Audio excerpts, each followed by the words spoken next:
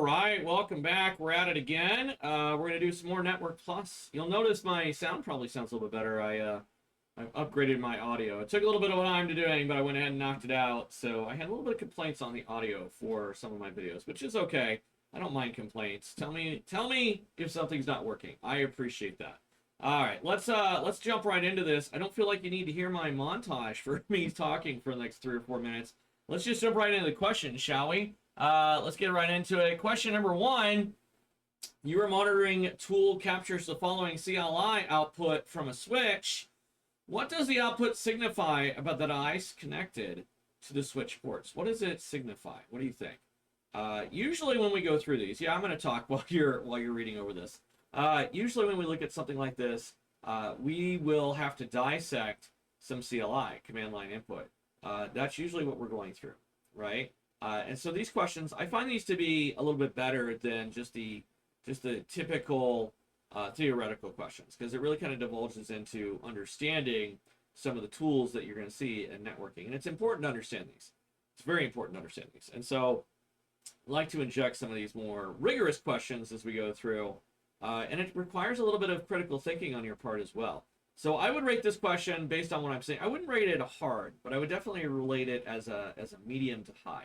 Medium to hard. Maybe a high medium, I think is where I would put it. Right? All right, let's jump into this answer. As always, if I'm taking too much time, or if I'm not taking enough time, I should say, you can pause the video, and then you can guess your answer. We do want to keep our guesses between 30 to 45 seconds. We really don't want to spend more than 30 to 45 seconds per question. That's our goal, right? That gives us enough time to go back through and examine our flagged questions. It also gives us enough time to really dive into those performance-based questions that we expect to see at the beginning of the exam, all right? All right, let's do this one. We're seeing a MAC address table here, and we've got our VLAN set as number 1. We see the MAC address, we see the type, and then we see the port. So what does the output signify about the devices connected to the switch ports? I think we can safely get rid of A. I don't think the devices are using a static IP address, especially since it says dynamic under type. I don't think we saw any static IP addresses in there. So I feel like A is a safe one to get rid of. I feel like that's a good one, right? The devices are on different VLANs. I feel like that is incorrect as well, especially since right off the gate on the left-hand side, we can see that they're all on VLAN number 1. So they can't be on different VLANs if they're all on VLAN number 1. That's why I would rate this question so far as a medium, not really a high. Because a little bit of critical thinking, you can quickly identify these and knock them out of the running, right? All right, that leaves C and D. C and D. Well, if you answered C, the device's MAC addresses are learned dynamically, you'd be correct. When we can see that under type, the type says they're all dynamic. Sometimes, I know some people second guess themselves too. Sometimes we second guess ourselves, really, can it really be that easy? And yes it can, right? And so this case, it is that easy. Our answer is C right there. There it is. All right, let's move on. Question number 2. Try to keep these practice videos to about 10 minutes. I really don't want to go over 10 minutes if I can help it. I'm sure I will, because I've got a big mouth and I like to talk. But I also feel like it's important to really kind of go through these and then dissect them as we go around. That's how we learn, right? All right. So given the following CLI output from the router, what is the significance of the route labeled S? So we're asking specifically about S. What does that S mean? Now, if you know it, you know it. But if you don't, you're probably looking at this going, oh my gosh, I have no clue. In which case, that's okay. That's okay. We'll give you the answer here in a minute. But what do you think? What do you think the answer is on this one? I'll give you that 30 to 45 seconds while I ramble away in the background. What do you think the answer is? All right. I feel like we've waited long enough. I feel like this is one of those. Now remember, as we're going through and you're trying to answer these questions, if you don't know, right? I feel like we could safely get rid of them. Remember, we always want to answer every question, because if you leave it blank and you don't come back and you don't answer it, it's a 0% chance of getting it right. If we can remove one answer, that's a 33% chance of getting one right. We have 1 out of 3, that's 33% chance. If I can get rid of 2 probable bad answers, that's a 50%. That's why you'll see me as I go through these questions. I'm constantly going through and eliminating answers because I want the highest percentage chance. So given the CLI output, what does S stands for? I feel like we can get rid of C. I feel like that's the easy one. It's not a dynamic route, right? We don't see a D in there. We don't see anything else in there. Somebody's probably going, what do you mean a D? Yeah, there is actually a D that you can put in there. We'll get into that in a minute. So definitely not a D in there. So now, not that D stands for dynamic, but I feel like if it was, we would see a D in there or something associated with it, right? So no, it's an S, right? So I feel like we can get rid of C. That leaves summary, subnet, and static. I feel like D is an easy one to get rid of, right? And so I feel like that leaves A or B. It's either a subnet route or a static route. Well, I think that we would know if it was a subnet route because it would provide us some subnets maybe. In this case, we're just saying a 24-sider, but it's not really giving us a subnet. And that's right. So if you answered A, static route, you would be correct. It's going to be A. It's going to be a static route. What does L stand for? L is local route. C, well, C indicates a directly connected route via physical or logical connection. That's what C is. There's also an R, an O, a D, and a B, right? So R would be a RIP protocol. O is OSPF. D, believe it or not, is not dynamic. It's EIGRP. And of course, B, the B in front of there, that would be APGP. Now, those are all routing protocols. So we're not going to go into depth with those, but there you have it. So our answer is static route. There it is, right there. We've got our static route. All right, moving on. Question number 3. Which of the following protocols is used for secure remote command line access and uses port 22? I gave you like a medium one, and then I gave you kind of another medium one, and then I felt like this would be an easy one. This is a typical Network Plus exam question that I would expect to see. It's literally match the network port to the protocol. That's all it is, right? And this is why it's so important. You have to have these memorized. If you haven't taken time to memorize these, you need to. You need to, all right? So what do you think? What do you think is this something like? Which one operates on port 22? I guess that's the real question. All right, well, let's get rid of HTTP. I feel like HTTP, we all know, is on port 80. Port 80, and then 443 is on HTTPS, right? So we know it's not port 80. We know it's not 443. That leaves us with that one. Let's drop down to, I don't know, let's do C. Let's do C. I feel like we all know that port 23 is Telnet. Port 23. Matter of fact, 22 actually replaced Telnet. I probably gave you a hint right there, but that's okay. So 23 would be Telnet, and then 20 and 21 would be FTP. That means SSH is operating on port 22. And there we have it. So port 22 is going to be B, SSH. Not a difficult one, but one that we need to know.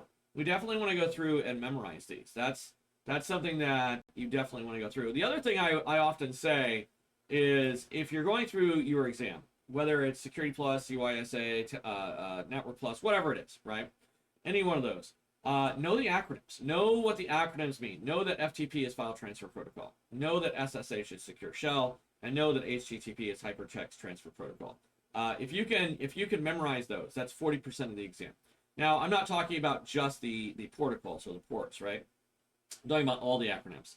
If you know the acronyms, I firmly believe that you can answer 40% of the exam correctly just by knowing what the acronym names are.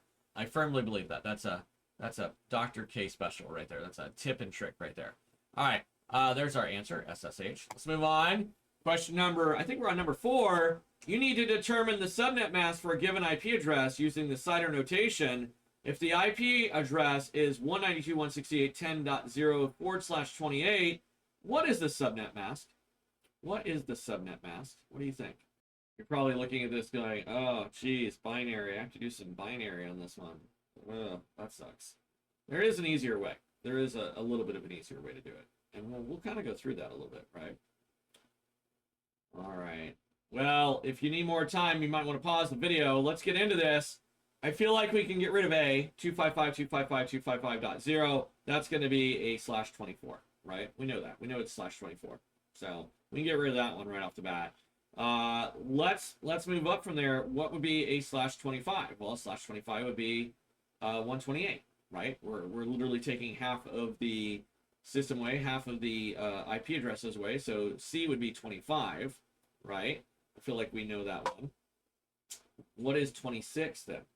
If 128 is 25, then 128 must be, well, very simply, we take the 128, we divide that by 2, right?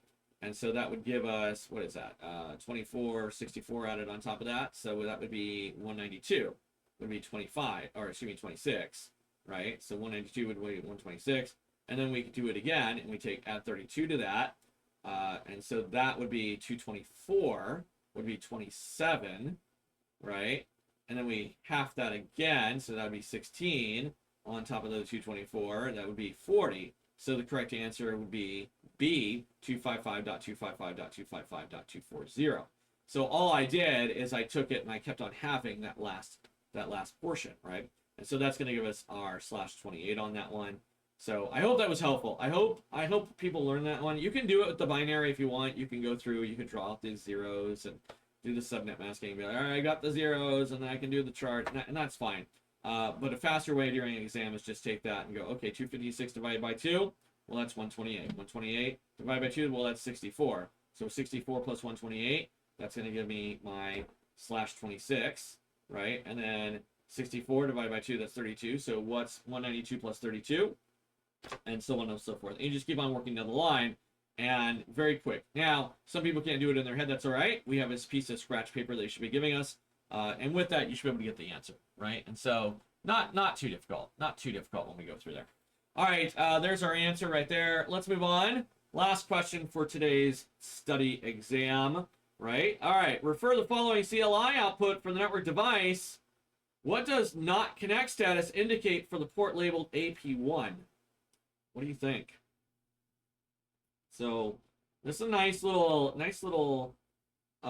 output that we're seeing. What does the not connect refer to, right? So we need a little bit of common sense in here, a little bit of other information that we can get into this. What do you think that not connect means?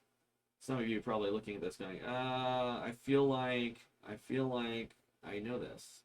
I feel like I know this. And I think this is a good question to look at if you're not used to reading these outputs. So I'm trying to increase our output looks. Right, so what does the not connect status indicate for the port labeled AP1? Let's start with D. The port is the port is connected to a device not supporting 1000 base TX or 1000 base transmit, right? It's not connected to that. Well, actually, it is, well, technically it's not connected, right? And we know that. So definitely a correct answer, I think, but is it the best correct answer? The port is operating in half duplex mode. No, it's not. It's on auto. So I feel like that's an easy one to get rid of. So we know it's not C. It's not C, right? And we can see that right here because it says it in the duplex mode. We see that, right? So the port is not connected in half duplex mode. We get rid of that one. The port is physically down. Well, not connect could be physically down. The port is administratively down. All right. Well, that could be technically correct as well. So we've got three possible answers here. We got A, B, and D. I feel like we can get rid of the administratively down. If the port was administratively down, we'd actually see a status telling us it's administratively down on our little toolkit. So it can't be administratively down.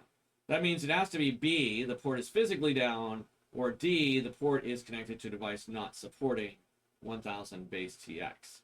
Well, if you answered B, you would be correct. It is physically down. We're seeing that not connect. The status means it's physically down.